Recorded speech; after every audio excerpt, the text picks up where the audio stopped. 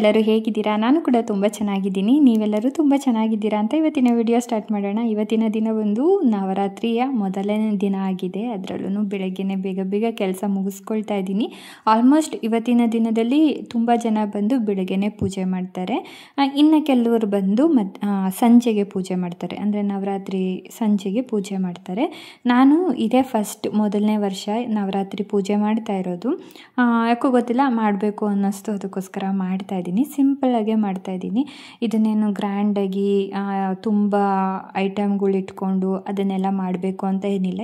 ನಮ್ಮ ಕೈಯಲ್ಲಿ ಎಷ್ಟಾಗುತ್ತೋ ಅಷ್ಟೊದ್ದೇ ಭಕ್ತಿಯಿಂದ ಪೂಜೆ ಮಾಡಿದ್ರೆ ಆಯಿತು. ಅದಕ್ಕಿಂತ ಮುಂಚೆ ಬೆಳಿಗ್ಗೆನೇ ಕೆಲಸಗಳು ಮುಗಿಸ್ಕೊಳ್ಬೇಕು ಅಂದ್ಬಿಟ್ಟು ಈಗ ರಾತ್ರಿ ಮೆಂತ್ಯ ಎಲ್ಲ ನೆನೆ ಹಾಕೋದು ಮರೆದೋಗ್ಬಿಟ್ಟಿದೆ. ಸರಿ, ಬಾಳೆಹಣ್ಣು ತುಂಬ ಇತ್ತು ಮತ್ತು ಸ್ವಲ್ಪ ಬೇಗನೆ ಹಣ್ಣಾಗೋಗ್ಬಿಟ್ಟಿತ್ತು.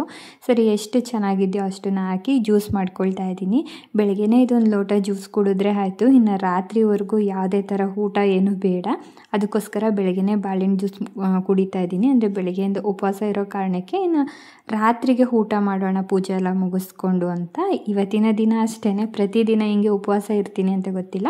ಬಟ್ ಮೊದಲನೇ ದಿನ ಆಗಿರೋದ್ರಿಂದ ಇವತ್ತು ಕಂಪ್ಲೀಟಾಗಿ ಎಲ್ಲ ಮಾಡೋಣ ಅಂತ ಅಂದ್ಕೊಂಡು ಕೆಲಸನ ಸ್ಟಾರ್ಟ್ ಮಾಡಿದ್ದೀನಿ. ಅದಕ್ಕಿಂತ ಮುಂಚೆ ಒಂದು ಎನರ್ಜಿ ಆಗಿರೋ ಒಂದು ಡ್ರಿಂಕ್ ಕುಡಿದ್ಬಿಟ್ಟು ಎಲ್ಲರಿಗೂ ಮಾಡಿಕೊಟ್ಟೆ. ಪ್ಲಾಸ್ಟಿಕ್ ಲೋಟದಲ್ಲಿ ಯಾಕೆ ಅಂದರೆ ಪ್ಲಾಸ್ಟಿಕ್ ಲೋಟಗಳಿತ್ತು, ಅದಕ್ಕೋಸ್ಕರನೇ ಅದರಲ್ಲಿ ಕುಡಿಯೋಣ, ಒಂಥರ ಚೆನ್ನಾಗಿರುತ್ತೆ ಅಂತ ಅದರಲ್ಲಿ ಕುಡಿದಿದ್ದಾಯಿತು. ಇನ್ನು ನಾವೆಲ್ಲ ಕುಡಿದ ನಂತರ ಇನ್ನು ತಿಂಡಿ ಮಾಡ್ಕೊಳ್ತಾ ಇದ್ದೀನಿ. ಇನ್ನು ಏನೇನು ನಾನು ಪೂಜೆ ಮಾಡಬೇಕು ಅಂದ್ರೂ ಮಕ್ಕಳನ್ನ ಸ್ಕೂಲಿಗೆ ಕಳಿಸ್ಬೇಕು. ಅದಕ್ಕೋಸ್ಕರ ನಾನು ಇವತ್ತು ತಿಂಡಿಗೆ ಅಂದ್ಬಿಟ್ಟು ಗೀ ರೈಸ್ ಮತ್ತು ವೆಜ್ ಕುರ್ಮಾ ಮಾಡ್ಕೊಳ್ತಾ ಇದ್ದೀನಿ. ತುಂಬ ಈಸಿಯಾಗೆ ಮಾಡ್ಬೋದು. ನನಗೆ ಟೈಮ್ ಇತ್ತು ಮತ್ತು ಬೇಗನೆ ಎದ್ದಿರೋ ಕಾರಣಕ್ಕೆ ಇವತ್ತು ನಾನು ಸ್ವಲ್ಪ ಇಂಗ್ರೀಡಿಯೆಂಟ್ಸ್ ಜಾಸ್ತಿನೇ ಯೂಸ್ ಮಾಡ್ಕೊಳ್ತಾ ಇದ್ದೀನಿ. ಅಂದರೆ ತೆಂಗಿನ ಹಾಲನ್ನ ಯೂಸ್ ಮಾಡ್ಕೊಳ್ತಾ ಇದ್ದೀನಿ. ಇಲ್ಲಾಂದರೆ ನೀವು ನಾರ್ಮಲಾಗಿ ಕೂಡ ಮಾಡ್ಕೊಳ್ಬೋದು. ತೆಂಗಿನ ಹಾಲು ಇಲ್ದಿರೇ ನಾರ್ಮಲಾಗಿ ಕೂಡ ಮಾಡ್ಕೊಳ್ಬೋದು. ಆದರೆ ನಾನು ತೆಂಗಿನ ಹಾಲು ಯೂಸ್ ಮಾಡಿ ಮಾಡೋದು ಯಾವ ಥರ ಅಂತ ತಿಳ್ಕೊಳ್ಳೋಣ ಬನ್ನಿ. ಅದಕ್ಕಿಂತ ಮುಂಚೆ ಒಂದು ಅರ್ಧ ಹೋಳಷ್ಟು ತೆಂಗಿನಕಾಯಿನ ರುಬ್ಬಿ ಹಾಲನ್ನ ತೆಗೆದಿಟ್ಕೊಂಡಿದ್ದೀನಿ. ಹಾಗೆಯೇ ಈಗ ನಾನು ಕುಕ್ಕರಲ್ಲೇ ಮಾಡ್ಕೊಳ್ತಾ ಇದ್ದೀನಿ. ಪಾತ್ರೆಯಲ್ಲಿ ಮಾಡಿದ್ರೂ ಚೆನ್ನಾಗಿರುತ್ತೆ, ಬಟ್ ಕುಕ್ಕರಲ್ಲಿ ಮಾಡ್ಕೊಳ್ತಾ ಇದ್ದೀನಿ. ಇದು ಹೊಸ ಕುಕ್ಕರ್ ಬಂದು ಅಕ್ಕ, ಅಂದರೆ ನಮ್ಮ ಮನೆಯವ್ರ ಅಕ್ಕ ಕೊಟ್ಟಿದ್ದು. ಮೊನ್ನೆ ಲಾಸ್ಟ್ ಟೈಮು ಮಾಲೆ ಅಮಾವಾಸ್ಯೆ ದಿನ ಕುಕ್ಕರ್ ಸ್ವಲ್ಪ ಇದಾಗಿತ್ತಲ್ಲ, ಕೆಟ್ಟೋಗಿತ್ತು ಅಂದ್ಬಿಟ್ಟು ಅವ್ರು ತಕ್ಷಣ ಹೊಸದು ಮನೇಲಿತ್ತು ಅಂತ ತಂದುಕೊಟ್ರು. ಸರಿ, ಇವಾಗ ಅದನ್ನು ಯೂಸ್ ಮಾಡ್ತಾ ಇದ್ದೀನಿ. ಇವಾಗಲೇ ಫಸ್ಟ್ ಯೂಸ್ ಮಾಡ್ತಾ ಇರೋದು. ಇನ್ನು ಸ್ಟಿಕ್ಕರ್ ಇತ್ತಲ್ಲ, ಅದನ್ನು ಈ ಥರ ಬೆಂಕಿಯಲ್ಲಿ ಹಿಡಿದ್ಬಿಟ್ಟು ಸ್ವಲ್ಪ ಹಂಗೆ ತಕ್ಷಣ ತೆಗೆದ್ರೆ ಬಂದುಬಿಡುತ್ತೆ ಅನ್ನೋದಕ್ಕೋಸ್ಕರ ಎಷ್ಟೋ ವಿಡಿಯೋದಲ್ಲಿ ನೀವು ನೋಡಿರ್ತೀರ. ನಾನು ಅದೇ ಮೆಥಡೇ ಯೂಸ್ ಮಾಡಿ ತೆಗೆದೆ. ಇನ್ನು ನಾರಲ್ಲಿ ಉಜ್ಜಿದ್ರೆ ಅದೂ ಗಮ್ ಇರೋದೆಲ್ಲ ಹೋಗ್ತಾಯಿತ್ತು. ಟೈಮ್ ಇರಲಿಲ್ಲ, ಬೇಗನೆ ಮುಗಿಸ್ಕೊಳ್ಳೋಣ ಅಂತ ಮಾಡ್ಕೊಳ್ತಾ ಇದ್ದೀನಿ. ಅಂದರೆ ಕುಕ್ಕರೆಲ್ಲ ತೊಳೆದು ಫಸ್ಟೇ ಎತ್ತಿಟ್ಬಿಟ್ಟಿದ್ದೆ. ಇನ್ನು ಗೀ ರೈಸ್ಗೆ ಒಂದು ಸ್ವಲ್ಪ ಎಣ್ಣೆ ಹಾಕ್ಕೊಂಡಿದ್ದೀನಿ. ಹಾಗೆ ತುಪ್ಪನೂ ಕೂಡ ಹಾಕ್ಕೊಳ್ತಿದ್ದೀನಿ. ತುಪ್ಪ ಬೇಕಂದ್ರೆ ಬರೀ ತುಪ್ಪದಲ್ಲೇ ಮಾಡ್ಕೊಳ್ಬೋದು, ಇಲ್ಲಾಂದರೆ ಎರಡು ಮಿಕ್ಸ್ ಮಾಡಿ ಕೂಡ ಮಾಡ್ಕೊಳ್ಬೋದು. ತುಪ್ಪ ಇಲ್ಲ ಅಂದರೂ ಪರವಾಗಿಲ್ಲ, ಬರೀ ಎಣ್ಣೆಯಲ್ಲಿ ಕೂಡ ಮಾಡ್ಕೊಳ್ಬೋದು.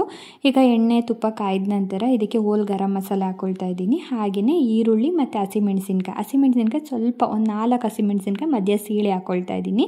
ಅದು ಚೆನ್ನಾಗಿ ಫ್ರೈ ಆಗಿದ ನಂತರ ಶುಂಠಿ ಬೆಳ್ಳುಳ್ಳಿ ಪೇಸ್ಟು, ಅದನ್ನು ಅಷ್ಟೇ ಹಸಿ ವಾಸನೆ ಹೋಗಬೇಕು ಅಲ್ಲಿವರೆಗೂ ಫ್ರೈ ಮಾಡ್ಕೊಂಡಿದ ನಂತರ ಹಸಿ ಬಟಾಣಿ ಹಾಕ್ಕೊಳ್ತಾ ಇದ್ದೀನಿ. ಸರಿ, ಹಸಿ ಬಟಾಣಿ ಹಾಕ್ಕೊಂಡ್ರೆ ತುಂಬ ಚೆನ್ನಾಗಿರುತ್ತೆ. ನಾನು ರಾತ್ರಿಯೇ ನೆನೆ ಹಾಕಿದ್ದೆ ಒಣಗಿದ ಬಟಾಣಿನ. ಅದನ್ನು ಹಾಕ್ಕೊಂಡು ಈಗ ಅಕ್ಕಿ ಕೂಡ ಹಾಕ್ಕೊಳ್ತಾ ಇದ್ದೀನಿ. ಅಕ್ಕಿ ಹಾಕ್ಕೊಂಡು ಒಂದ್ಸಲಿ ತುಪ್ಪದಲ್ಲೇ ಚೆನ್ನಾಗಿ ಫ್ರೈ ಮಾಡ್ಕೊಂಡಿದ ನಂತರ ಇದಕ್ಕೆ ತೆಂಗಿನ ಹಾಲು ಕೂಡ ಹಾಕ್ಕೊಳ್ತಾ ಇದ್ದೀನಿ. 1 ಲೋಟ ಅಕ್ಕಿಗೆ 2 ಲೋಟ ತೆಂಗಿನ ಹಾಲು ಹಾಕ್ಕೊಂಡ್ರೆ ಆಯಿತು. ಈಗ ಹಾಕ್ಕೊಂಡಿದ ನಂತರ ಅಳತೆ ಕರೆಕ್ಟಾಗಿ ಈಗ ಲಾಸ್ಟಿಗೆ ಒಂದು ಅರ್ಧ ಟೀ ಸ್ಪೂನಷ್ಟು ಗರಂ ಮಸಾಲೆ ಹಾಕ್ಕೊಳ್ತಾ ಇದ್ದೀನಿ. ಇದು ಹಾಕ್ಕೊಳ್ಳೋದ್ರಿಂದ ಫ್ಲೇವರ್ ತುಂಬ ಚೆನ್ನಾಗಿರುತ್ತೆ. ಹಾಗೆಯೇ ಲಾಸ್ಟಲ್ಲಿ ಒಂದು ಸ್ವಲ್ಪ ಕೊತ್ತಂಬರಿ ಸೊಪ್ಪು ಹಾಕ್ಕೊಂಡು ರುಚಿಗೆ ತಕ್ಕಷ್ಟು ಉಪ್ಪು ಹಾಕ್ಕೊಂಡು 1-2 ವಿಷಲ್ ಕೂಗಿಸ್ಕೊಂಡ್ರೆ ಆಯಿತು. ಅದಕ್ಕೆ ಒಳ್ಳೆ ಕಾಂಬಿನೇಷನ್ ಆಗಿ ಈಗ ಈ ಕಡೆ ವೆಜ್ ಕುರ್ಮಾ ಮಾಡ್ಕೊಳ್ಳೋಣ. ಒಂದು ಮಿಕ್ಸಿ ಜಾರಿಗೆ ಹಸಿಮೆಣಸಿನ್ಕಾಯಿ, ಈರುಳ್ಳಿ, ಟೊಮೆಟೊ, ಶುಂಠಿ, ಬೆಳ್ಳುಳ್ಳಿ, ತೆಂಗಿನಕಾಯಿ, ಹಾಗೆ ಚಕ್ಕೆ, ಲವಂಗ ಇಷ್ಟು ಹಾಕ್ಕೊಂಡು ಹಾಗೆಯೇ ಕೊತ್ತಂಬರಿ ಸೊಪ್ಪು ಹಾಕ್ಕೊಳ್ತಾ ಇದ್ದೀನಿ. ನಾನು ಗ್ರೀನ್ ಕಲರ್ ಕುರ್ಮಾ ಮಾಡ್ಕೊಳ್ತಾ ಇದ್ದೀನಿ. ನಿಮಗೆ ಗ್ರೀನ್ ಕಲರ್ ಬೇಡ ಅಂದರೆ ಇದಕ್ಕೆ ಖಾರದ ಪುಡಿ ಕೂಡ ಯೂಸ್ ಮಾಡ್ಕೊಳ್ಬೋದಾಗುತ್ತೆ. ಖಾರದ ಪುಡಿ ಮತ್ತು ಧನಿಯಾ ಪುಡಿ. ನಾನು ಗ್ರೀನ್ ಕಲರ್ ಮಾಡ್ಕೊಳ್ಳೋದ್ರಿಂದ ಕೊತ್ತಂಬರಿ ಸೊಪ್ಪು, ಹಸಿಮೆಣಸಿನ್ಕಾಯಿ ಹಾಕ್ಕೊಳ್ತಾ ಇದ್ದೀನಿ. ಈಗ ಒಂದು ಕುಕ್ಕರ್ಗೆ ಸ್ವಲ್ಪ ಎಣ್ಣೆ ಹಾಕ್ಕೊಂಡು ಆನಂತರ ಈರುಳ್ಳಿ ಹಾಕ್ಕೊಳ್ತಾ ಇದ್ದೀನಿ. ಹಾಗೆ ಕರಿಬೇವಿನ ಸೊಪ್ಪು ಹಾಕ್ಕೊಂಡು ಇನ್ನು ಬಟಾಣಿ ಮತ್ತು ಎಲ್ಲ ತರಕಾರಿ ಮಿಕ್ಸ್ ತರಕಾರಿ ಹಾಕ್ಕೊಂಡಿದ್ದೀನಿ. ಬೀನ್ಸು, ಕ್ಯಾರೆಟು, ಆಲೂಗಡ್ಡೆ ನೂಕೋಲ್ ಎಲ್ಲ ಹಾಕ್ಕೊಂಡು ಕ್ಲೀನಾಗಿ ಎಣ್ಣೆಲಿ ಒಂದು 10 ನಿಮಿಷ ಚೆನ್ನಾಗಿ ಫ್ರೈ ಮಾಡ್ಕೊಳ್ತಾ ಇದ್ದೀನಿ. ಈ ಥರ ಫ್ರೈ ಮಾಡ್ಕೊಳ್ಳೋದ್ರಿಂದ ಟೇಸ್ಟು ತುಂಬ ಚೆನ್ನಾಗಿರುತ್ತೆ. ಹಾಗೆ ಫ್ರೈ ಮಾಡ್ಕೊಂಡಿದ್ದು ಆಗಿದ ನಂತರ ಈ ಕಡೆ ರುಬ್ಕೊಂಡಿದ್ನಲ್ಲ ಮಸಾಲೆ ಅದನ್ನು ಹಾಕ್ಕೊಂಡು ನೀರಿನ ಹದ ಎಷ್ಟು ಬೇಕೋ ಅಷ್ಟು, ತುಂಬ ತೆಳುವಿರಬಾರ್ದು, ಸ್ವಲ್ಪ ಗಟ್ಟಿನೇ ಇರಬೇಕು. ನಾನು ಸ್ವಲ್ಪ ನೀರು ಹಾಕ್ಕೊಂಡಿದ್ದೀನಿ, ಆದರೆ ಕುದೀತಾ ಇದು ಗಟ್ಟಿ ಬರುತ್ತೆ ಅನ್ನೋ ಕಾರಣಕ್ಕೆ ರುಚಿಗೆ ತಕ್ಕಷ್ಟು ಉಪ್ಪು ಹಾಕ್ಬಿಟ್ಟು ಇದನ್ನೊಂದು 3 ವಿಷಲ್ ಕೂಗಿಸಿದ್ರೆ ಆಯಿತು. ರುಚಿಯಾದ ಬೆಳಗ್ಗೆನೇ ಫಟಾಫಟ್ ಅಂತ ಆಗುವಂತಹ ಗೀ ರೈಸ್ ಕುರ್ಮಾ ಮಾಡ್ಕೊಂಡಿದ್ದಾಯಿತು. ಟೇಸ್ಟ್ ಸೂಪರಾಗಿತ್ತು. ಮಧ್ಯಾಹ್ನ ಲಂಚ್ ಬಾಕ್ಸ್ಗೂ ಆಗುತ್ತೆ, ಇಲ್ಲ ನೈಟ್ ಡಿನ್ನರ್ಗೂ ಆಗುತ್ತೆ, ಅಷ್ಟು ಚೆನ್ನಾಗಿರುತ್ತೆ ಈ ಅಂದರೆ ಗೀ ರೈಸು ಕುರ್ಮಾ. ಇದಾಗಿದ ನಂತರ ಮನೆ ಪೂರ್ತಿ ಕ್ಲೀನ್ ಮಾಡಿಕೊಂಡೆ. ಅದನ್ನೆಲ್ಲ ನಾನು ತೋರಿಸ್ಲಿಕ್ಕೆ ಹೋಗಿಲ್ಲ, ಯಾಕಂದರೆ ವಿಡಿಯೋ ಮಾಡ್ಕೊಂಡು ಮನೆ ಕ್ಲೀನ್ ಮಾಡೋ ಅಷ್ಟರಲ್ಲಿ ಲೇಟ್ ಆಗುತ್ತೆ ಅಂದ್ಬಿಟ್ಟು ಇನ್ನು ಮಂಚದ್ದು, ಸೋಫಾ ಕವರು, ಮತ್ತು ಸ್ವಲ್ಪ ಡಸ್ಟಿಂಗ್ ಮಾಡ್ಕೊಳ್ಳೋದು, ಮತ್ತು ವಾಷಿಂಗ್ ಮಾಡೋ ಬಟ್ಟೆಗಳು, ಮತ್ತು ನಾವು ಡೈಲಿ ಯೂಸ್ ಮಾಡೋವಂಥ ಬೆಡ್ಶೀಟು ಅದನ್ನೆಲ್ಲನೂ ವಾಶ್ ಮಾಡಿ ಎಲ್ಲ ಒಣಗಾಕಿ ಎಲ್ಲ ಕ್ಲೀನ್ ಮಾಡಿದ್ದೀನಿ. ಆಲ್ಮೋಸ್ಟು 90% ಕೆಲಸ ಮುಗಿಸ್ಕೊಂಡಿದ್ದೀನಿ. ಇನ್ನು ಅಡುಗೆ ಮಾಡೋಕ್ಕೆ ಹೋಗಲಿಲ್ಲ, ಯಾಕಂದರೆ ಎಲ್ಲ ಸ್ವಲ್ಪ ಇತ್ತಲ್ಲ ಅದಕ್ಕೇ. ಹಾಗೆಯೇ ಇನ್ನು ಹುಡುಗರು ಬರೋದು ಸಂಜೆ ಆಗುತ್ತೆ. ಅಷ್ಟರಲ್ಲಿ ನಾನು ಈ ಕಡೆ ಕೆಲಸ ಮುಗಿಸ್ಕೊಳ್ತಾ ಇದ್ದೀನಿ. 4 ಗಂಟೆ ಆಗಿದೆ. ಇನ್ನು ಕಸ ಗುಡ್ಸೋಕ್ಕೆ ಒರೆಸೋಕ್ಕೆ ಅವ್ರು ಬರ್ತಾರೆ, ಇನ್ನು ಬಾಗಿಲೆಲ್ಲ ತೊಳೆದಿಲ್ಲ. ಇನ್ನು ಸಂಜೆ ಪೂಜೆ ಮಾಡೋ ಕಾರಣಕ್ಕೆ ನಾನು ಎಲ್ಲ ಕ್ಲೀನ್ ಆಗಿದ ನಂತರ ಗುಡಿಸಿ ಒರೆಸ್ಕೊಳ್ಳೋಣ ಅಂತ ಅದನ್ನ ಸಂಜೆ ಕರೆದಿದ್ದೆ. ಅಷ್ಟರಲ್ಲಿ ಬಂದರು. ಅವರೆಲ್ಲ ಮಾಡೋಷ್ಟರಲ್ಲಿ ಈ ಕಡೆ ನಾನು ಕೂಡ ಫ್ರೆಶ್ ಅಪ್ ಆಗಿಬಿಟ್ಟು ಈಗ ಬಂದು ದೇವ್ರ ಮನೆ ಕ್ಲೀನ್ ಮಾಡಿಕೊಳ್ತಾ ಇದ್ದೀನಿ. ಫಸ್ಟಿಗೆ ದೇವ್ರ ಸಾಮಾನೆಲ್ಲ ತೊಳ್ಕೊಳ್ತಾ ಇದ್ದೀನಿ. ದೇವ್ರ ಮನೆ ಕ್ಲೀನ್ ಮಾಡೋದಕ್ಕೆ ತುಂಬ ಲೇಟಾಗಿ ಹೋಗ್ಬಿಡುತ್ತೆ. ಅಂದರೆ ಅದನ್ನೆಲ್ಲ ಸ್ವಲ್ಪ ಫೋಟೋ ಎಲ್ಲ ಒರೆಸಿ ಅರಿಶಿನ ಕುಂಕುಮ ಇಟ್ಟು ಎಲ್ಲ ಮಾಡಬೇಕು.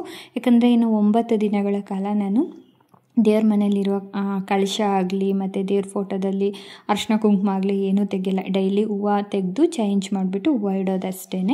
ಈ ಹಬ್ಬ ಬಂದು ತುಂಬ ವಿಶೇಷವಾಗಿ ಮಾಡ್ತಾರೆ. ನಾನು ಕೆಲವೊಂದು ಹಬ್ಬ ಮಾಡೋದಕ್ಕೆ ಇಟ್ಕೊಳ್ತೀನಿ, ಅಂದರೆ ಅದ್ರ ಬಗ್ಗೆ ತಿಳ್ಕೊಂಡು ಯಾಕೆ ಮಾಡ್ತಾರೆ, ಏನು ಮಾಡ್ತಾರೆ ಅಂತ ತಿಳ್ಕೊಂಡು ಆಮೇಲೆ ನಾನು ಹಬ್ಬ ಮಾಡೋದು. ಸುಮ್ಮನೆ ಯಾರೋ ಹೇಳಿದ್ರು, ಯಾರೋ ಮಾಡ್ತಾ ಇದ್ದಾರೆ ಅಂತಲ್ಲ, ನಾನು ಕೇಳ್ಕೊಳ್ತೀನಿ. ಒಂದು 4ರಿಂದ 5 ಜನನನ್ನು ಕೇಳ್ತೀನಿ, ಇದರಿಂದ ಏನು ಯೂಸು, ಯಾವ ಥರ ಮಾಡಬೇಕು, ಮಾಡಿದ್ರೆ ಏನಾಗುತ್ತೆ ಅನ್ನೋದು ಕೇಳ್ಕೊಳ್ತೀನಿ. ಅಂದರೆ ಒಂದು ನಂಬಿಕೆ, ನಾವು ಮಾಡೋದ್ರಲ್ಲಿ ಏನೋ ಒಂದು ಶಕ್ತಿ ಇದೆ ಅನ್ನೋ ಕಾರಣಕ್ಕಷ್ಟೇ. ಈಗ ದೇವ್ರ ಸಾಮಾನೆಲ್ಲ ತೊಳೆದು ಎಲ್ಲ ರೆಡಿ ಮಾಡಿ ಇಟ್ಕೊಂಡಿದ ನಂತರ ಇನ್ನು ಫೋಟೋಗಳೆಲ್ಲ ಒರೆಸಿ ದೇವ್ರ ಮನೆ ಎಲ್ಲ ಚೆನ್ನಾಗಿ ಒರೆಸ್ಕೊಂಡು ಕ್ಲೀನ್ ಮಾಡ್ಕೊಂಡಿದ್ದೀನಿ. ಹಾಗೆಯೇ ಇವತ್ತು ನಾನು ಅಖಂಡ ದೀಪ ಕೂಡ ಹಚ್ಕೊಳ್ತಾ ಇದ್ದೀನಿ.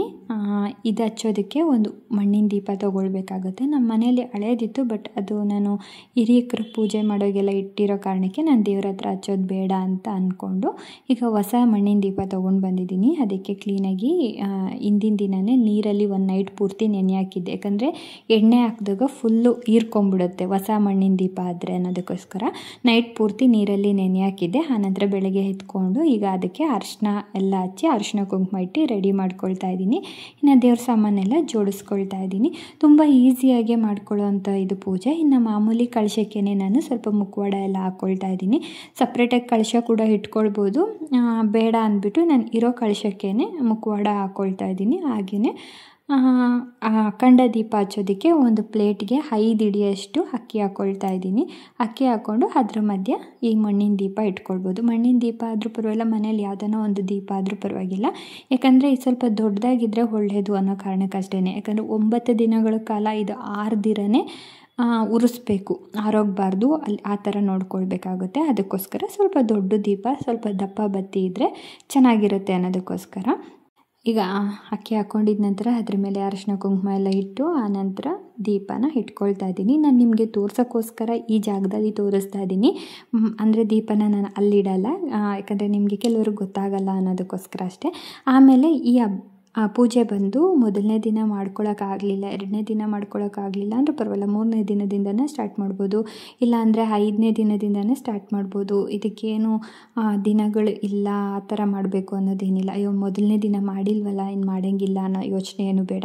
ನಿಮಗೆ ಮಾಡಬೇಕು ಅಂತ ಇಂಟ್ರೆಸ್ಟ್ ಇದ್ದರೆ ಯಾವ ದಿನದಿಂದ ನಿಮಗೆ ಆಗುತ್ತೋ ಆ ದಿನದಿಂದನೇ ಸ್ಟಾರ್ಟ್ ಮಾಡ್ಬೋದು. 3 ದಿನ, 5 ದಿನ, 9 ದಿನ ಸ್ಟಾರ್ಟಿಂಗಿಂದನೇ ಮಾಡಬೇಕಾಗತ್ತೆ. 5 ದಿನ, 3 ದಿನ ಕೂಡ ಮಾಡ್ಕೊಳ್ಬೋದಾಗತ್ತೆ. ಈ ಪೂಜೆನ ಯಾಕೆ ಮಾಡ್ತಾರೆ, ಇದರಿಂದ ಏನಾಗುತ್ತೆ ಅನ್ನೋದು ತುಂಬ ಜನಕ್ಕೆ ಇರುತ್ತೆ. ಎಲ್ಲರೂ ಪೂಜೆ ಮಾಡ್ತಾರೆ, ಈ ಥರ ಮಾಡ್ತಾರೆ ಅಂತ ಎಲ್ಲ ಹೇಳ್ತಾರೆ. ಬಟ್ ಯಾಕೆ ಮಾಡ್ತಾರೆ ಅಂತ ತುಂಬ ಜನಕ್ಕೆ ಗೊತ್ತಿಲ್ಲ. ನಾನು ಹೇಳ್ತೀನಿ. ಅದಕ್ಕಿಂತ ಮುಂಚೆ ಇನ್ನು ಕಳಶಕ್ಕೆ ನಾರ್ಮಲಾಗಿ ನಾವೇನೇನು ಹಾಕ್ಕೊಳ್ತೀವೋ ಹಾಕ್ಕೊಂಡು, ಈಗ ನಾನು ಇದಕ್ಕೆ ಹೊಸದಾಗಿ ಮುಖವಾಡ ಇಟ್ಕೊಳ್ತಾ ಇದ್ದೀನಿ. ಇನ್ನು ನಾರ್ಮಲಾಗಿ ಎಲ್ಲ ದೀಪಗಳಿಗೂ ರೆಡಿ ಮಾಡ್ಕೊಳ್ತೀನಿ. ಈಗ ಯಾಕೆ ಮಾಡ್ತಾರೆ ಈ ಹಬ್ಬನ ಅಂತ ಹೇಳ್ತೀನಿ ಬನ್ನಿ. ಅದಕ್ಕಿಂತ ಮುಂಚೆ ಈ ಸ್ಟೋರಿ ನಿಮಗೆ ಇಷ್ಟ ಆದರೆ ಒಂದು ಲೈಕ್ ಮಾಡ್ಕೊಳ್ಳಿ, ಹಾಗೆ ಸಬ್ಸ್ಕ್ರೈಬ್ ಮಾಡ್ಕೊಳ್ಳಿ. ಈಗ ಮೊದಲನೇದಾಗಿ ನಮ್ಮ ದೇವಾನುದೇವತೆಗಳಿಗೆಲ್ಲ ಒಂದು ದೊಡ್ಡ ದೇವರು ಅಂದರೆ ಬ್ರಹ್ಮನಿಗೆ ಒಂದು 5ರಿಂದ 6 ಜನ ಏನೋ ಮಕ್ಕಳಿರ್ತಾರಂತೆ. ಅಂದರೆ ಪರ್ಫೆಕ್ಟಾಗಿ ಇಷ್ಟೇ ಜನ ಮಕ್ಕಳು ಅಂತ ಗೊತ್ತಿಲ್ಲ. ಅದರಲ್ಲಿ ಒಬ್ಬ ಮಗ ಬಂದು ದಕ್ಷ ಅಂತ ಇರ್ತಾರಂತೆ. ದಕ್ಷ ಪ್ರಜಾಪತಿ ಅಂತ. ಅವ್ರಿಗೆ ಸುಮಾರು ಜನ ಮಕ್ಕಳಿರ್ತಾರೆ. ಅಂದರೆ ಆ ದಕ್ಷ ಪ್ರಜಾಪತಿಗೆ ಸುಮಾರು ಜನ ಹೆಣ್ಮಕ್ಳಿರ್ತಾರಂತೆ. ಆ ಮಕ್ಕಳಲ್ಲಿ ಹೆಣ್ಣು ಮಕ್ಕಳಲ್ಲಿ ಕೊನೆ ಹೆಣ್ಣು ಮಗು ಬಂದು ಸತಿದೇವಿ ಅಂತ ಇರ್ತಾರೆ. ಅವ್ರನ್ನ ಸತಿದೇವಿ ಅಂತ ಎಲ್ಲರೂ ಕರೀತಾ ಇರ್ತಾರೆ. ಅವರಪ್ಪ ಬಂದು ಒಂಥರ ಸ್ವಾರ್ಥ ಬುದ್ಧಿ, ಒಂಥರ ಅಂದರೆ ಹೇಳ್ತಾರಲ್ಲ ತಮ್ಮ ಲೆವೆಲ್ಗೆ ಅನ್ನೋದು ಮಾತ್ರನೇ ಇರೋದು. ಈ ಹುಡುಗಿ ಬಂದ್ಬಿಟ್ಟು ಶಿವ ಅಂದರೆ ಪಂಚಪ್ರಾಣ, ಶಿವ ಅಂದರೆ ಅಷ್ಟು ಇಷ್ಟ ಅಂತೆ. ಎಲ್ಲ ಪೂಜೆ ಯಜ್ಞಗಳೆಲ್ಲ ಮಾಡಿ ಶಿವನ ಮದುವೆ ಆಗಿಬಿಡ್ತಾರಂತೆ. ಈ ಮದುವೆ ಆದಮೇಲೆ ತನ್ನ ತಂದೆಗೆ ಅಂದರೆ ದಕ್ಷ ಪ್ರಜೆಗೆ ಈ ಮದುವೆ ಇಷ್ಟ ಆಗಲ್ಲ. ಯಾಕಂದರೆ ಶಿವ ಬಂದು ತುಂಬ ಬಡವ ಮತ್ತು ಅವನು ನೋಡೋದಕ್ಕೆ ಅಷ್ಟು ಚೆನ್ನಾಗಿಲ್ಲ. ಅದರಿಂದ ಅವ್ರಿಗೆ ಅಷ್ಟು ಇಷ್ಟ ಆಗಲ್ಲ. ಯಾವುದೋ ಒಂದು ಸಂದರ್ಭದಲ್ಲಿ ಎಲ್ಲರೂ ಸೇರಿರ್ತಾರಂತೆ. ಆ ಸೇರಿರಬೇಕಾದ್ರೆ ಆ ದಕ್ಷ ಪ್ರಜೆ ಬಂದಿದ ತಕ್ಷಣ ಎಲ್ಲರೂ ಎದ್ದು ನಿಂತ್ಕೊಂಡು ಗೌರವ ಕೊಡ್ತಾರೆ. ಆಗ ಶಿವ ಕೊಡಲ್ಲ. ಯಾಕಂದರೆ ಶಿವ ಫುಲ್ಲು ಭಕ್ತಿಯಿಂದ ಧ್ಯಾನ ಮಾಡ್ತಾ ಇರೋ ಕಾರಣಕ್ಕೆ ಶಿವನಿಗೆ ಗೊತ್ತಾಗಲ್ಲ. ಅದಕ್ಕೋಸ್ಕರ ಕೊಡದೇ ಇರೋ ಕಾರಣಕ್ಕೆ ಇವನು ನನಗೆ ಅವಮಾನ ಮಾಡಿದ್ದಾನೆ ಅಂತ ಮಗಳ ಗಂಡ ಅಂತಲೂ ನೋಡ್ತಿರೋನೆ ಅವನ ಮೇಲೆ ದ್ವೇಷ ಸಾಧಿಸ್ತಾರೆ. ದ್ವೇಷ ಸಾಧಿಸಿದ ನಂತರ ಒಂದು ಮಗಳ ಗಂಡನಿಗೆ ಅವಮಾನ ಮಾಡಬೇಕು ಅಂತಲೇ ನಮ್ಮ ಇದರಲ್ಲಿ ಹೇಳಬೇಕು ಅಂದರೆ ಒಂದು ದೊಡ್ಡದಾಗಿ ಒಂದು ಫಂಕ್ಷನ್ನ ಆಚರಿಸ್ತಾರೆ. ಆಚರಿಸ್ಬೇಕಾದ್ರೆ ಆ ಫಂಕ್ಷನ್ಗೆ ಎಲ್ಲ ಥರ ರಾಜರನ್ನು ಕರೀತಾರೆ. ಆದರೆ ತನ್ನ ಮಗಳ ಗಂಡನಾಗಲಿ ತನ್ನ ಮಗಳನ್ನ ಕರೆಯಲ್ಲ. ಆಗ ಮಗಳು ಹೋಗ್ಬಿಟ್ಟು ಶಿವನ ಹತ್ರ ಕೇಳ್ತಾರೆ, ನಮ್ಮಪ್ಪ ಎಲ್ಲನೂ ಕರೆದಿದ್ದಾರೆ, ನನ್ನ ಕರೆದಿಲ್ಲ, ಆದರೂ ನನ್ನ ಮಗಳಾಗಿ ನಾನು ಹೋಗೋ ಕರ್ತವ್ಯ ನಂದು, ಅಪ್ಪ ಕರೆದಿಲ್ಲ ಅಂದ್ರೂ ನಾನು ಹೋಗಲೇಬೇಕು ಅಂತ.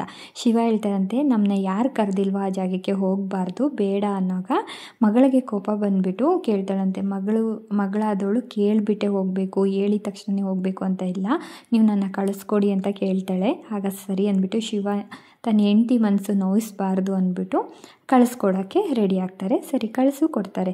ಇದರ ಮಧ್ಯದಲ್ಲೇ ನೈವೇದ್ಯ ಬಂದು ಸಜ್ಜಿಗೆ ಮಾಡ್ಕೊಂಡಿದ್ದೀನಿ. ದೇವರಿಗೆ ತುಪ್ಪದಲ್ಲಿ ಮಾಡಿರುವ ನೈವೇದ್ಯ ಅಂದರೆ ತುಂಬ ಇಷ್ಟ. ತುಪ್ಪ ಕೂಡ ಇಡ್ಬೋದು, ಬಟ್ ನಾನು ಸಜ್ಜಿಗೆ ಮಾಡಿದ್ದೀನಿ. ಸ್ವಲ್ಪ ತುಪ್ಪ ಜಾಸ್ತಿ ಹಾಕ್ಬಿಟ್ಟೆ ಸಜ್ಜಿಗೆ ಕೂಡ ಮಾಡ್ಕೊಂಡಿದ್ದೀನಿ. ಸರಿ ಆವಾಗ ಕಳಿಸಿದ ತಕ್ಷಣ ಹೋಗ್ತಾಳೆ. ಹೋಗಿದ ತಕ್ಷಣ ಅಲ್ಲಿ ಅಂದರೆ ಶಿವನಿಗೆ ಅವಮಾನ ಮಾಡೋ ರೀತಿ ಮಾತಾಡ್ತಾ ಇರ್ತಾರೆ. ಈ ವಿಷಯ ತಿಳ್ಕೊಂಡು ತುಂಬ ಕೋಪ ಬಂದು ಇದು ನೀನು ಕೊಟ್ಟಿರೋ ದೇಹ ಅಲ್ವಾ ಅಂದ್ಬಿಟ್ಟು ಅವಳು ಒಂದೆರಡು ಮಾತು ಕೋಪದಲ್ಲಿ ಎಲ್ಲ ಮಾತಾಡಿ, ಆದ್ರೂ ಯಾರೂ ಮಾತಾಡಲ್ಲ ಸಭೆಯಲ್ಲಿ. ಅಂದರೆ ಅವಮಾನ ಮಾಡೋ ರೀತಿ ಮಾತ್ರ ಮಾತಾಡೋದು ಅವರಪ್ಪ. ಇನ್ನು ಅವ್ರ ತಂಗಿದಿರಲ್ಲ, ಅಕ್ಕದಿರು ಯಾರೂ ಮಾತಾಡಲ್ಲ. ಹಾಗೆಯೇ ಅಮ್ಮ ಒಬ್ಬರೇ ಮಾತಾಡೋದು. ಇದೆಲ್ಲ ತುಂಬ ಬೇಜಾರಾಗುತ್ತೆ, ಒಂಥರ ಹರ್ಟ್ ಆದಂಗೆ ಆಗುತ್ತೆ. ಆಗ ಅವರಪ್ಪ ಶಿವನಿಗೆ ಅವಮಾನ ಮಾಡೋ ರೀತಿ ಮಾತಾಡೋವಾಗ ಅವಳಿಗೆ, ನೀನು ಕೊಟ್ಟಿರೋ ದೇಹ ಅಲ್ವಾ, ನನ್ನ ಗಂಡನಿಗೆ ಅವಮಾನ ಮಾಡ್ತೀಯ, ನೀನು ಕೊಟ್ಟಿರೋ ದೇಹ, ನಿನ್ನ ಮುಂದೆನೇ ನನ್ನ ಪ್ರಾಣ ಬಿಟ್ಬಿಡ್ತೀನಿ ಅಂದ್ಬಿಟ್ಟು ಆವಾಗ ತಾನೇ ಒಂದು ಸೃಷ್ಟಿ ಮಾಡಿರುವ ಒಂದು ಹೋಮಕುಂಡದಲ್ಲಿ ಹಾರಿ ಬೂದಿ ಆಗಿಬಿಡ್ತಾರೆ. ಬೂದಿ ಆಗಿದ ನಂತರ ಈ ವಿಷಯ ಶಿವನಿಗೆ ಗೊತ್ತಾಗಿದ್ದ ತಕ್ಷಣ ಉಗ್ರ ರೂಪ ತಾಳ್ಬಿಟ್ಟು ಫುಲ್ಲು ಕೋಪಗೊಂಡು ತನ್ನ ಜಟೆ ಇರುತ್ತಲ್ಲ ಅದರಲ್ಲಿ ಒಂದು ದಾರಾನ ಕಿತ್ತು ಒಂದು ಬೆಟ್ಟಕ್ಕೆ ಒಡೆದೋಗ ಅದು 2 ಭಾಗ ಆಗಿ ಅದರೊಳಗಡೆಯಿಂದ ವೀರಭದ್ರ ಮತ್ತು ಮಹಾಕಾಳಿಯವರು ಈಚೆ ಬರ್ತಾರೆ. ಈಚೆ ಬಂದಾಗ ಶಿವ ಹೇಳ್ತಾರೆ, ಹೋಗಿ ಆ ದಕ್ಷ ಪ್ರಜೆಯ ಮಾಡ್ತಾ ಇರೋ ಯಜ್ಞ ಎಲ್ಲ ನಾಶ ಮಾಡಬೇಕು ಅನ್ನೋಗ ವೀರಭದ್ರ ಮತ್ತು ಮಹಾಕಾಳಿ ಇಬ್ಬರೂ ಹೋಗ್ಬಿಟ್ಟು ಅಲ್ಲಿರೋ ಯಜ್ಞ ಕುಂಡ ಎಲ್ಲ ಇರುತ್ತಲ್ಲ ಅದನ್ನೆಲ್ಲ ಚಲ್ಲಾಪಿಲ್ಲಿ ಮಾಡಿ ಅಲ್ಲಿರುವ ಜನಗಳೆಲ್ಲ ಓಡೋಗಿ, ಆನಂತರ ವೀರಭದ್ರ ಏನು ಮಾಡ್ತಾರೆ, ಅಲ್ಲಿರೋ ದಕ್ಷ ಪ್ರಜೆ ಹತ್ರ ಹೋಗ್ಬಿಟ್ಟು ಅವನ ತಲೆನ ಕಡಿತಾರೆ. ತಲೆನ ಕಡಿದು ಆ ಹೋಮಕುಂಡದಲ್ಲಿ ಹಾಕ್ಬಿಡ್ತಾರೆ. ಹೋಮಕುಂಡದಲ್ಲಿ ಹಾಕಿದ ನಂತರ ಶಿವ ತನ್ನ ಹೆಂಡತಿನ ಎತ್ಕೊಂಡು ಅಳ್ತಾ ಇರ್ತಾರೆ. ನನಗೆ ಒಂದು ಅರ್ಥ ಆಗಲಿಲ್ಲ. ಫಸ್ಟಿಗೆ ಬೂದಿ ಅಂತ ಹಾಕಿ ಹೇಳಿರ್ತಾರೆ, ಆನಂತರ ತನ್ನ ದೇಹ ಆಗಿದೆ ಅಂತಲೂ ಕೂಡ ಹೇಳ್ತಾರೆ. ಓಕೆ, ನಾನು ಫಸ್ಟಿಗೆ ಬೂದಿ ಅಂತ ಅಂದ್ಕೊಳ್ಳಲ್ಲ, ಸತ್ತೋಗಿರ್ತಾರೆ ಅಂತ ಅಂದ್ಕೊಳ್ತೀನಿ. ಆನಂತರ ಶಿವ ತನ್ನ ದೇಹನ ಅಂದರೆ ಹೆಂಡತಿ ದೇಹನ ಎತ್ಕೊಂಡು ಅಂದರೆ ತುಂಬ ತುಂಬ ಡ್ಯಾನ್ಸ್ ಆಡ್ತಾ ಇರ್ತಾರೆ. ಆ ಟೈಮಲ್ಲಿ ಪ್ರಪಂಚ ಅಲ್ಲಾಡೋದೆಲ್ಲ ಆಗೋಗ್ಬಿಡುತ್ತೆ. ಆಗ ಮಹಾವಿಷ್ಣು ಬಂದ್ಬಿಟ್ಟು ತನ್ನ ಸುದರ್ಶನ ಚಕ್ರದಿಂದ ಸತೀದೇವಿಯ ದೇಹನ ಛಿದ್ರ ಮಾಡ್ತಾರೆ. ಆ ಛಿದ್ರ ಆದಾಗ ಅದು ಯಾವ್ಯಾವ ಜಾಗದಲ್ಲಿ ಅಷ್ಟು ದೇಹಗಳು ಬೀಳುತ್ತೋ ಅದು ಒಂದು ಶಕ್ತಿಪೀಠ ಆಗಿ ಹುಟ್ಕೊಳ್ಳುತ್ತೆ. ಆದರೆ ಇದು ಅಂತ್ಯ ಆಗಿರಲಿಲ್ಲ, ಆರಂಭ ಆಗಿತ್ತು. ಆದಿಶಕ್ತಿಯಾದ ಸತೀದೇವಿಯು ಮತ್ತೆ ಸೃಷ್ಟಿಯ ಕಲ್ಯಾಣಕ್ಕೋಸ್ಕರ ಜನ್ಮ ತಾಳ್ತಾಳೆ. ಈ ಬಾರಿ ಪರ್ವತರಾಜ ಮತ್ತು ಅವರ ಪತ್ನಿಯಾದ ಮೈನಾ ಅವರಿಗೆ ಮಗಳಾಗಿ ಜನ್ಮ ತಾಳ್ತಾರೆ. ಅವರಿಗೆ ಶೈಲಪುತ್ರಿ ಅಂತ ಹೆಸರಿಡ್ತಾರೆ. ಶೈಲ ಅಂದರೆ ಪರ್ವತ ಅಂತ, ಪುತ್ರಿ ಅಂದರೆ ಪರ್ವತನ ಮಗಳು ಅಂತ. ಅವರ ಇಬ್ಬರ ಮುದ್ದಿನ ಮಗಳಾಗಿ ಇವರು ಹುಡ್ತಾರೆ. ಈ ಹುಟ್ಟಿದ ನಂತರ ಇವ್ರನ್ನ ನವರಾತ್ರಿಯ ಮೊದಲನೇ ದಿನದ ಶೈಲಪುತ್ರಿಗೆ ಅಂತಲೇ ಸಮರ್ಪಿಸ್ತಾರೆ. ಹಾಗೆಯೇ ಈ ಜನ್ಮದಲ್ಲಿ ಶೈಲಪುತ್ರಿ ಯಾವ ಥರ ಬ್ರಹ್ಮಚಾರಿಣಿಯಾಗಿ ಶಿವನ ಪಡೆದ್ರು ಅಂದ್ಬಿಟ್ಟು ನೆಕ್ಸ್ಟ್ ಡೇಗೆ ನಾನು ಹೇಳ್ತೀನಿ. ಈ ಸ್ಟೋರಿ ನಿಮಗೆ ಹೇಗೆ ಅನ್ನಿಸ್ತು ಅಂತ ಕಮೆಂಟ್ ಮಾಡಿ. ಹಾಗೆಯೇ ಈ ಥರ ಕಥೆಗಳು ಕೇಳೋದಕ್ಕೆ ತುಂಬ ಚೆನ್ನಾಗಿರುತ್ತೆ. ಹಬ್ಬ ಮಾಡ್ತೀವಿ ಅನ್ನೋದು ಮುಖ್ಯ ಅಲ್ಲ, ಯಾಕೆ ಮಾಡ್ತೀವಿ, ಇದರಿಂದ ಏನು ಯೂಸು ಅನ್ನೋದು ಮುಖ್ಯ. ಹಾಗೆಯೇ ಈಗ ಪೂಜೆ ಎಲ್ಲ ಮುಗಿಸ್ಕೊಳ್ತಾ ಇದ್ದೀನಿ. ಸಿಂಪಲಾಗಿ ಮುಗಿಸ್ಕೊಂಡೆ ಕಳಶಕ್ಕೆ ಮುಖವಾಡ ಇಟ್ಟು. ಹಾಗೆಯೇ ಇದಕ್ಕೆ ತುಂಬ ಇಷ್ಟವಾಗಿರೋ ಹೂವು ಅಂದರೆ ದಾಸವಾಳ ಅಂತೆ. ಅಂದರೆ ನಿಮಗೆ ದಾಸವಾಳನೇ ಬೇಕು ಅಂತೇನಿಲ್ಲ, ನಿಮ್ಮ ಹತ್ರ ಯಾವ ಹೂವು ಇರುತ್ತೋ ಆ ಹೂವಿಂದ ಪೂಜೆ ಮಾಡೋದಾಗುತ್ತೆ. ಇನ್ನು ನಾನು ದೀಪ ಹಚ್ಚಿದ್ದೀನಲ್ಲ ಮಣ್ಣಿನಲ್ಲಿ, ಅದು ಮಾತ್ರ 9 ದಿನ ಆರ್ದಿರನೇ ನೋಡ್ಕೊಳ್ಬೇಕು. ಹಾಗೆಯೇ ಇದರಲ್ಲಿ ಸ್ವಲ್ಪ ನೀಟ್ನೆಸ್ಸು ಕಾಪಾಡ್ಕೊಳ್ಬೇಕಾಗತ್ತೆ. ಅಂದರೆ ನಾವು ಪೂಜೆ ಮಾಡುವಾಗ ಮಡಿ ಮೈಲಿಗೆ ಎಲ್ಲ ನೋಡಿಕೊಂಡು ಮಾಡಬೇಕಾಗುತ್ತೆ. ಅಂದರೆ ಬೆಳಿಗ್ಗೆನೇ ಮಾಡಿದ್ರೂ ಚೆನ್ನಾಗಿರುತ್ತೆ, ಸಂಜೆ ಮಾಡಿದ್ರೂ ಒಳ್ಳೆಯದೇ. ಇದೆಲ್ಲ ಮಾಡಿದ ನಂತರ ಒಂದು ಯಾವುದನ್ನ ಹೆಣ್ದೇವ್ರ ದೇವಸ್ಥಾನಕ್ಕೆ ಹೋದ್ರೂ ತುಂಬ ಒಳ್ಳೆಯದೇ ಆಗುತ್ತೆ. ಈಗ ಸಿಂಪಲ್ಲಾಗಿ ಮಾಡಿದ ನಂತರ ಇವತ್ತಿನ ದಿನ ಬಂದು ಅಂದರೆ ಬಿಳಿ ಬಟ್ಟೆ ಅಂತ ಹೇಳ್ತಾರೆ. ಅದಕ್ಕೋಸ್ಕರ ನಾನು ಇವತ್ತು ವೈಟ್ ಸ್ಯಾರಿ ಉಟ್ಕೊಂಡಿದ್ದೀನಿ. ಹಾಗೆಯೇ ಕಳಶಕ್ಕೆ ಇವತ್ತು ವೈಟ್ ಬ್ಲೌಸ್ ಪೀಸು ಕೂಡ ಹಾಕಿದ್ದೀನಿ. ನಿಮಗೆ ಬೇಕು ಅಂದರೆ ವೈಟ್ ಸ್ಯಾರಿ ಕೂಡ ತಂದು ಇಡ್ಬೋದು ದೇವರಿಗೆ. ನಾನು ವೈಟ್ ಬ್ಲೌಸ್ ಪೀಸ್ ಮಾತ್ರ ಇಟ್ಟಿದ್ದೀನಿ. ಈಗ ಪೂಜೆ ಎಲ್ಲ ಮುಗಿದ ನಂತರ ಮಂಗಳಾರತಿ ಕೂಡ ಮಾಡಿ ಮನೆಯಲ್ಲಿರೋರಿಗೆಲ್ಲ ಮಂಗಳಾರತಿ ಕೊಡ್ತಾ ಇದ್ದೀನಿ. ಹಾಗೆಯೇ ಇದು ದೇವರಿಗೆ ಎಷ್ಟು ಪೂಜೆ ಮಾಡ್ತೀವೋ ಅದೇ ರೀತಿ ಹೊಸ್ಲಿಗೆ ಮತ್ತು ತುಳಸಿ ಕಟ್ಟೆಗೂ ಪೂಜೆ ಮಾಡಬೇಕು. ಇದರಲ್ಲಿ ಹೊಸ್ಲಿಗೆ ಬಂದು ಸಂಜೆ ಹೊತ್ತು ಪೂಜೆ ಮಾಡಬೇಕಾದ್ರೆ ತಪ್ಪದಿರನೇ ದೀಪಗಳನ್ನು ಹಚ್ಚಬೇಕಾಗುತ್ತೆ. 9 ದಿನ ಕೂಡ ಕಂಟಿನ್ಯೂ ಆಗಿ ದೀಪ ಹಚ್ಕೊಳ್ಬೇಕಾಗತ್ತೆ. ಹಾಗೆಯೇ ಪ್ರತಿದಿನವೂ ಹೊಸ ಹೂವು ಇಟ್ಬಿಟ್ಟು ಪೂಜೆ ಮಾಡಬೇಕಾಗುತ್ತೆ. ಇವತ್ತಿನ ದಿನ ನಿಮಗೆ ಹೇಗೆ ಅನ್ನಿಸ್ತು, ಈ ಸ್ಟೋರಿ ಕೇಳಿ ನಿಮ್ಗೆ ಹೇಗೆ ಅನ್ನಿಸ್ತು, ಯಾರ್ಯಾರು ಹಬ್ಬ ಮಾಡ್ತಾ ಇದ್ದೀರಾ, ಯಾರ್ಯಾರು ಹಾಗೇನೆ ಪೂಜೆ ಮಾಡ್ತಾ ಇದ್ದೀರಾ ಅಂತ ಕಮೆಂಟ್ ಮಾಡಿ. ಇದಕ್ಕೆ ಇದೇ ರೀತಿ ಮಾಡಬೇಕು ಅಂತೆಲ್ಲ, ಪ್ರತಿದಿನ ಸಂಜೆ ಕೂಡ ಹೂವು ಎಲ್ಲ ಹಾಕಿ ಪೂಜೆ ಮಾಡಿ ದೀಪ ಹಚ್ಚಿದ್ರೆ ಆಯಿತು. ಅಷ್ಟೇ, ಏನು ತುಂಬ ಎಲ್ಲ ನೈವೇದ್ಯ ಆದರೆ ಇಡ್ಬೋದು, ಇಲ್ಲಾಂದರೆ ಒಂದು ಬಾಳೆಹಣ್ಣನ್ನು ಇಲ್ಲ ಒಂದು ಚಿಕ್ಕ ಕಪ್ಪಲ್ಲಿ ಸಕ್ಕರೆ ಕೂಡ ಹಾಕಿ ಇಡ್ಬೋದಾಗುತ್ತೆ. ನಿಮಗೆ ಹೇಗೆ ಅನಿಸುತ್ತೋ ಆ ಥರ ಇಟ್ಟರೆ ಆಯಿತು. ಭಕ್ತಿಯಿಂದ ಪೂಜೆ ಮಾಡಿದ್ರೆ ಆಯಿತು. ಈ ಸ್ಟೋರಿ ನಿಮಗೆ ಇಷ್ಟ ಆಗಿದೆ ಅಂದ್ಕೊಳ್ತೀನಿ. ಓಕೆ ಫ್ರೆಂಡ್ಸ್, ಇವತ್ತಿನ ದಿನ ನನ್ನದು ಪೂಜೆ ಬಂದು ಈ ಥರ ಆಗಿದೆ. ತುಂಬ ಚೆನ್ನಾಗಿ ಕಾಣಿಸ್ತಿದೆ. ಅಂದರೆ ಏನೋ ಒಂಥರ ಮನೆಯಲ್ಲಿ ಸಮಾಧಾನ ವಾತಾವರಣ ಕೂಡ ಇದೆ. ಇನ್ನು ರಾತ್ರಿ ಊಟಕ್ಕೆ ಬಸ್ಸಾರು ಅಮ್ಮ ಕಳಿಸಿದ್ರು. ಬಸ್ಸಾರು ಹೀರೆಕಾಯಿ ಪಲ್ಯ ಎಲ್ಲ ಮಾಡಿ ಅಮ್ಮ ಕಳಿಸ್ಕೊಟ್ಟಿದ್ರು. ಇನ್ನು ರಾತ್ರಿ ಊಟನೂ ಮುಗಿಸ್ಕೊಂಡು ಬೇಗನೆ ಮಲ್ಕೊಂಡೆ. ಒಂದೇ ಸಮ ಕೆಲಸ ಮಾಡಿರೋದ್ರಿಂದ ಸಿಕ್ಕಾಪಟ್ಟೆ ಸುಸ್ತಾಗೋಗ್ಬಿಟ್ಟಿತ್ತು. ಓಕೆ ಫ್ರೆಂಡ್ಸ್, ಮತ್ತೆ ಇನ್ನೊಂದು ಹೊಸ ವ್ಲಾಗಲ್ಲಿ ಸಿಗ್ತೀನಿ. ಅಲ್ಲಿವರೆಗೂ ಟೇಕ್ ಕೇರ್, ಬಾಯ್ ಬಾಯ್.